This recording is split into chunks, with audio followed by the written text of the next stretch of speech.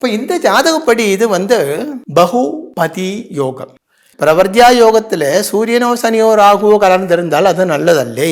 அப்ப நான் கேட்டேன், நீங்க பிறந்த காலத்தில் சிம்பிளா ஒரு ஃபேமிலியில இருந்து பிறந்து அப்புறம் தான் இதெல்லாம் உண்டாயாச்சு. நீங்க ஹையர் எஜுகேஷன் எல்லாம் இருக்குன்னு சொன்னாங்க. நீங்க எல்லாம் படிச்சதுக்கு அப்புறம், ஆனா படிப்பு உங்களுக்கு யூஸ் ஆகல இல்லையா? இல்லை, படிச்சது வேற, இது வேற.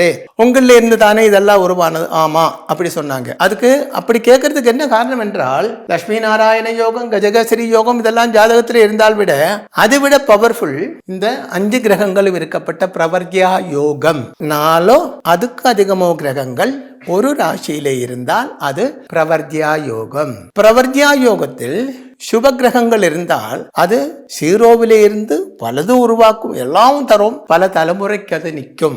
இதுவே பாப கிரகங்களாயிருந்தா எல்லாமே போய், அதாவது அரசனே ஆண்டியாகும், இது ஆண்டியே அரசனாகும். இதுதான் இந்த யோகம்.